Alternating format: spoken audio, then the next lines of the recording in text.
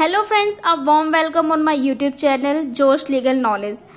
I hope you all are well. Today we will discuss the topic of making of arbitral award, which is under the chapter 6 of Arbitration and Conciliation Act 1996. आज हम ये पढ़ेंगे कि कौन से rules को applicable करना चाहिए जब वो प्रोसीडिंग चलती है. So let's start without wasting the time. Section 28 कहता है rules application to substance of dispute. अगर आपने मेरी प्रीवियस वीडियो को नहीं देखा है तो सबसे पहले आप उसे देखें, उसके बाद इसे देखें, क्योंकि अगर आप पहले की वीडियो को नहीं समझेंगे तो आपको ये बिल्कुल समझ में नहीं आएगा.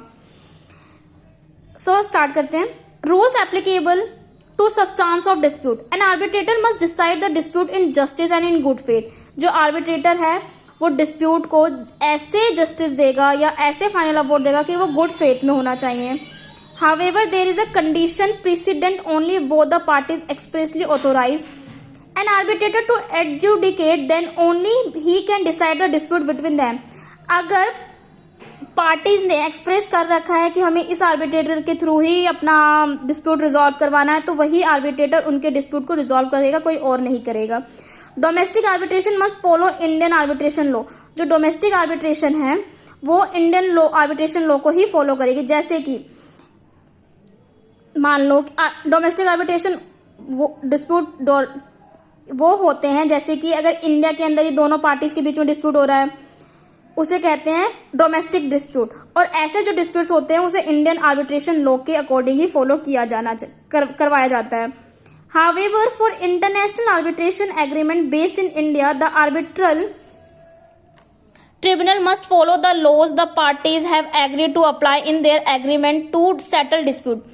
अगर इंटरनेशनल डिस्प्यूट है तो उसे पार्टीज के इंटरेस्ट पे किया जाएगा कि पार्टीज ने कैसे एग्रीमेंट कर रखा है, वो किस लॉ को फॉलो करेगी. जैसे ए जो है वो इंडिया की है, ए जो पार्टी है वो इंडिया में रहती है, बी जो पार्टी है वो अमेरिका में रहती है. अगर ए और बी ने पहले ही डिसाइड कर रखा था कि हम बी के अकॉर्डिंग मतलब अमेरिका के लॉ को फॉलो करेंगे, अगर कोई भी डिस्प्यूट होता है तो उस लॉ को ही फॉलो करवाया जाएगा. The designated law as agreed in the agreement must be constituted unless expressly agreed otherwise.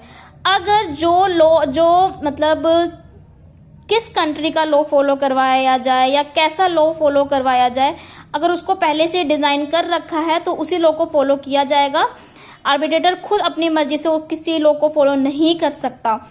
अगर अनलेस एक्सप्रेसली एग्रीड अदरवाइज, अगर एक्सप्रेस नहीं हुआ है तो आर्बिट्रेटर के पास ये राइट होता है कि वो अपने अकॉर्डिंग किसी भी लॉ के अकॉर्डिंग डिस्प्यूट को रिजॉल्व कर सके. It must also be kept in mind that while applying the law of the different legal system, the substantive law of India should not be in conflict with them. ये ध्यान में रखना चाहिए कि अगर किसी और कंट्री के लॉ को फॉलो किया जा रहा है तो इंडिया के सब्सटेंटिव लॉ उससे डिस्प्यूट ना हो, कॉन्फ्लिक्ट ना हो, टकराए ना उससे. In the absence of any such agreement or any indication of what would be the applicable laws, when a dispute arises, the arbitral tribunal shall apply laws that are appropriate and relevant to the dispute. अगर agreement मतलब कि ए और B party ने decide ही नहीं किया था पहले से कि किस लॉ को अपने डिस्प्यूट जब होने के बाद फॉलो किया जाएगा, अगर वो डिसाइड नहीं कर पाते हैं या उन्होंने एग्रीमेंट ऐसा कुछ किया ही नहीं है, तो आर्बिट्रल ट्रिब्यूनल के पास पावर होती है कि वो अपने अकॉर्डिंग किसी भी लॉ को फॉलो कर सके, बट वो लॉ जो है वो रेलिवेंट होना चाहिए उस डिस्प्यूट के. Furthermore the arbitral tribunal must apply provision only according to the term of the contract between the parties. Arbitral tribunal उसी प्रोविजंस को अप्लाई करेगी जो कॉन्ट्रैक्ट में हो, कॉन्ट्रैक्ट दो पार्टीज के बीच में जो कॉन्ट्रैक्ट हो चुका है कि उस कॉन्ट्रैक्ट के अकॉर्डिंग ही किया जाएगा. उस कॉन्ट्रैक्ट में अगर कोई सा भी लॉ लिखा हुआ है, मेंशन किया हुआ है, उस अकॉर्डिंग किया जाएगा. However the tribunal must also take into account the usages and the current trade parties practices that are relevant to the contract. Tribunal को ये देखना होगा, ये ध्यान में रखना होगा कि जो लॉ फॉलो कर रहे हैं क्या वो अभी कंटिन्यू चल रहा है, क्या वो फोर्स में है या नहीं है. हमारे जो सेक्शन 28 के अंदर रूल्स बता रखा था कि कौन से रूल्स को एप्लीकेबल किया जाएगा. इसके अंदर अगर आप बेयर एक्ट में पढ़ोगे तो बेयर एक्ट में ये बात लिखी है, सब क्लोज 28 सब क्लोज 1 बोलता है where the place of arbitration is situated in India. यहाँ पर इसमें बता रखा है कि आर्बिट्रेशन एंड कॉन्सुलेशन एक्ट 1996 जो है वो इंडिया में ही फॉलो किया जाएगा। इस अगर इंडिया में कोई डिस्प्यूट होता है और आर्बिट्रल ट्रिब्यूनल के अंदर आता है तो उसी डिस्प्यूट को रिजॉल्व किया जाएगा। यहाँ पर इंटरनेशनल जो डिस्प्यूट्स होते हैं उनको मतलब मना नहीं किया गया, बट वो बाहर के लोग को फॉलो नहीं करेगा, तो यहाँ पर एक्सेप्शंस है। बट अगर पार्टी चाहती है कि हम किसी और कंट्रीज के लोग को फॉलो करें तो वो कर सकती है उस आर्बिट्रेशन के अकॉर्डिंग। अगर जैसे कि यहाँ पर मैंने एग्जांपल दिया था ए और बी का कि बी अमेरिका में मतलब बी अमेरिका का है, तो इसमें अगर बी और ए के बीच में पहले डिसाइड हो चुका है कि बी के अमेरिका के लोग को फॉलो किया जाएगा तो वो अमेरिका के आर्बिट्रेशन के अकॉर्डिंग किया जाएगा। Decision making by panel of arbitrator. अब हम ये पढ़ेंगे सेक्शन 29 कि पैनल आर्बिट्रेटर डिसीजन कितने टाइम में लेगा, कैसे लेगा। So the decision of the arbitral tribunal will be by the majority. The arbitral award is the final stage of the arbitral proceeding. The decision made by the majority of the member of the tribunal will be declared in the form of an award. जो arbitral tribunal है और arbitral award देता है वो majority of the member के decision के according होगा। Section 29 जो है वो दो पार्ट में डिवाइड है, जैसे कि section 29A and section 29B। So section 29A बताता है time limit for arbitral award कि कितना टाइम लिमिट है। जैसे कि अगर आर्बिट्रल अवॉर्ड, जैसे कि कोई भी केस आता है कोर्ट के अंदर जाता है, कोई टाइम लिमिट नहीं होता कि 1 साल में इस केस को सॉल्व कर दिया जाएगा या 2 साल में कर दिया जाएगा, वहां पर डेट पे डेट मिलती है। अगर ऐसा ही आर्बिट्रेशन के अंदर हुआ तो आर्बिट्रेशन के अंदर कोई आएगा ही नहीं।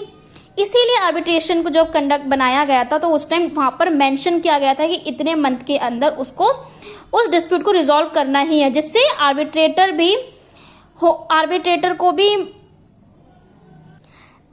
डिले ना करे आर्बिट्रल अवॉर्ड देने में। सो हम स्टार्ट करते हैं। First, arbitral tribunal shall pass the award within 12 month from the date on which the arbitration tribunal enter upon the reference. Arbitral tribunal को 12 महीने के अंदर अंदर डिसीजन देना होगा, आर्बिट्रल अवॉर्ड देना होगा जब वो केस आर्बिट्रेशन ट्रिब्यूनल में आया। जैसे कि अगर 1 जनवरी 2020 के अंदर कोई केस अगर आर्बिट्रेशन के अंदर आता है, आर्बिट्रल ट्रिब्यूनल में आता है, तो 1 जनवरी 2021 से पहले या उस टाइम तक इसको आर्बिट्रल अवॉर्ड दे देना है। However, the tribunal may extend the period may by a maximum of 6 months with the consent of the parties to the arbitration agreement.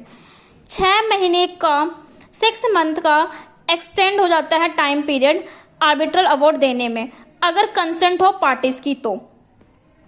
जैसे कि 12 मंथ का तो रीजनेबल था कि 12 मंथ में देना है, बट 6 महीने अगर कोई रीजनेबल ग्राउंड होता है कि कभी कभी पार्टीज की प्रॉब्लम होती है कि वो एविडेंस इकट्ठे नहीं कर पाते या और भी चीज़ जिससे उन्हें टाइम लग जाता है, तो 6 मंथ का एक्सटेंड मतलब है एक्स्ट्रा टाइम है आपके पास, तो टोटल 18 मंथ के अंदर अंदर उसे अपना डिसीजन सुना देना चाहिए, देना होगा। If still the award is not made then the court has the prerogative of extending the period beyond 18 months. The court will exercise this power on the application given by any of the parties and after being satisfied by the reason mentioned in the application it may grant extension.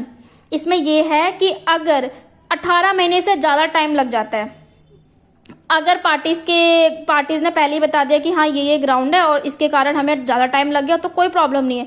But अगर court को लगता है कि ये जानबूझ के किया गया है या कुछ भी गलत हुआ है जिससे आर्बिट्रल ट्रिब्यूनल जो है वो जल्दी डिसीजन नहीं दे पा रहा है, तो उसके पास पावर होती है कि वो एक्शंस ले सके, कोर्ट के पास पावर होती है। The provision also state that if the court conclude that there has been a delay in the proceeding due to reason attributable to the arbitral tribunal, then the court has the discretion to order some reduction in fees of the arbitrator.